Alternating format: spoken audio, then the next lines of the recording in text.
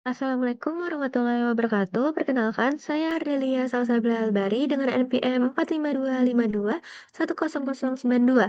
Di sini saya ingin mempresentasikan sebuah tugas besar saya yang bertemakan Sistem Informasi Pemesanan Travel.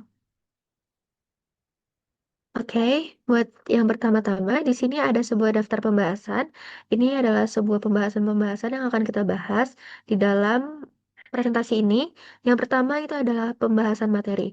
Pada bagian ini akan membahas sebuah materi algoritma pemrograman yang digunakan dalam pembuatan sebuah program di sistem informasi pemesanan travel. Lalu presentasi codingan. Menampilkan dan mempresentasikan kode pada program yang sudah dibuat yang menunjukkan implementasi logika dan pemrograman pada sebuah pemesanan travel. Lalu, yang terakhir yaitu procedure code dan flowchart, menampilkan sebuah procedure code yang menggambarkan alur program secara garis besar dan menjelaskan dengan bahasa alami. Dan ini untuk materi-materi yang ada selection, repetition, array, dan function. Yang pertama, perintah selection itu adalah proses penyeleksian kondisi yang menyebabkan satu atau lebih statement perintah akan diproses atau dapat juga menyebabkan satu atau lebih statement perintah tidak diproses, tergantung dari hasil kondisi yang diseleksinya. Kondisi yang dites untuk menentukan apakah statement satu atau statement 2 yang akan dikerjakan. Selanjutnya ada repetition. Perintah duel digunakan untuk proses perulangan yang pemeriksaan syarat pengulangannya pada akhir proses. Perintah ini umumnya digunakan juga untuk melakukan proses pengulangan yang belum diketahui frekuensi pengulangannya tetapi pasti dikerjakan minimal satu kali. Perintah ini menyatakan juga pengulangan proses selama kondisi tertentu. Selanjutnya ada perintah array. Array atau larik adalah sebuah variabel yang menyimpan sekumpulan data yang memiliki tipe sama. Setiap data tersebut menempati lokasi atau alamat memori yang berbeda-beda dan biasa disebut elemen array. Elemen array adalah variabel dalam array. Selanjutnya perintah function. Fungsi merupakan sekumpulan pernyataan yang dikemas dalam sebuah nama. Fungsi dapat dipanggil beberapa kali dari tempat yang berbeda dalam program. Bagian fungsi yang menerima masukan disebut argumen atau parameter. Selanjutnya, perintah string. Setiap karakter pada konstanta string menempati memori sebesar 1 byte. Selalu diakhiri dengan karakter null atau ini penulisannya garis miring 0. Bila string hanya berisi karakter null, maka disebut dengan string kosong dan ditulis tanda kutip dan isinya kosong.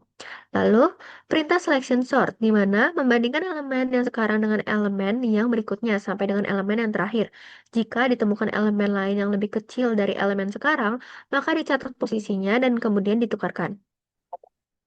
Oke, di sini selanjutnya ada sebuah program yang sudah saya buat mengenai pemesanan travel itu.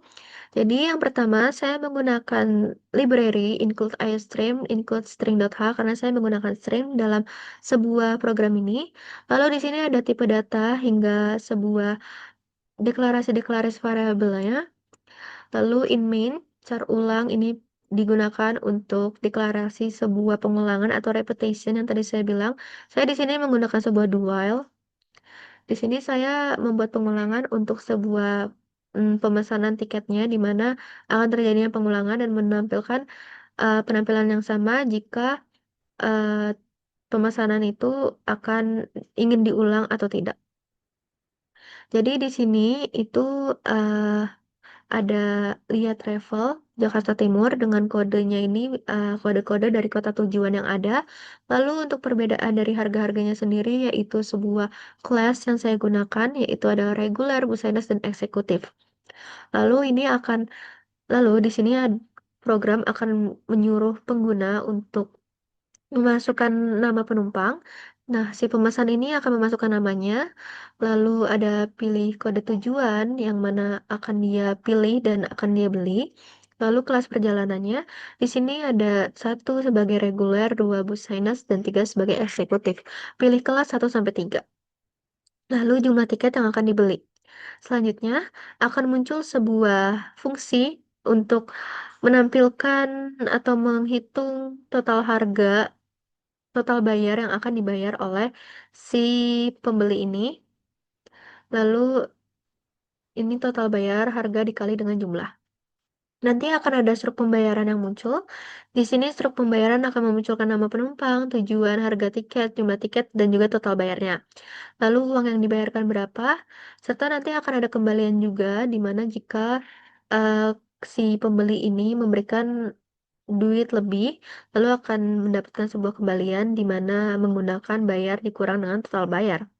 Lalu selanjutnya di sini ada sebuah penampilan di mana laporan transaksi yang sebelum disorting hingga ada laporan transaksi yang sesudah disorting menggunakan selection sort descending.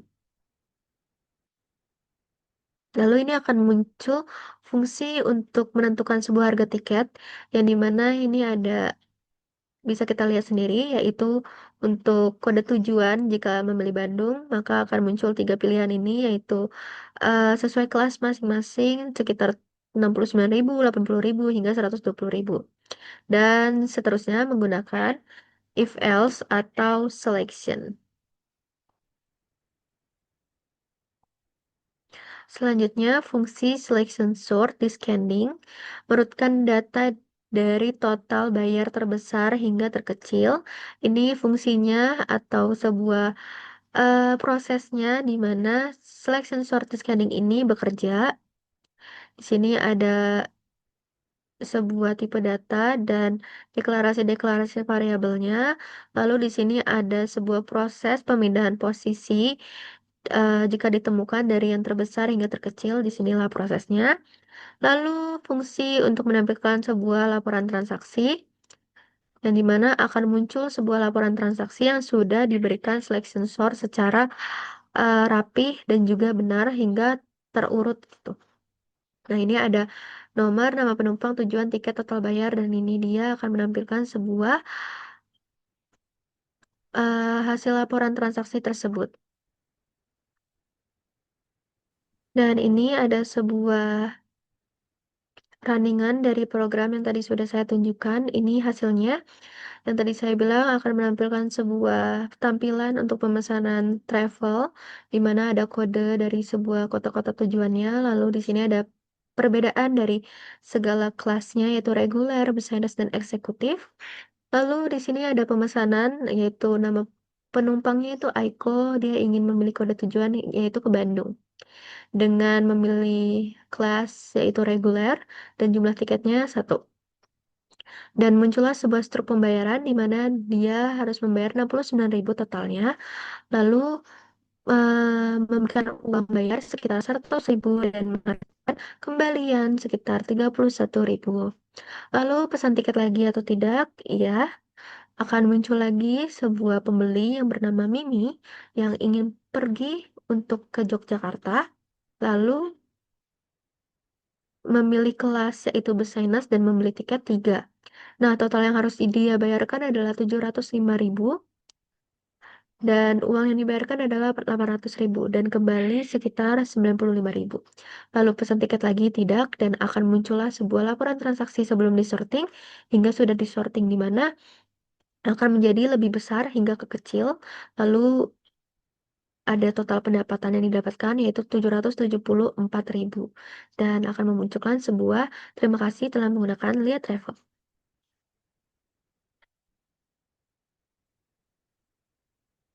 Oke, selanjutnya di sini ada sebuah pseudocode dari program tadi. Yang pertama itu ada kamus deklarasi variabel. Ini adalah sebuah deklarasi-deklarasi variabel yang ada. Seperti yang kita lihat tadi emang banyak sekali deklarasi variabel yang saya gunakan.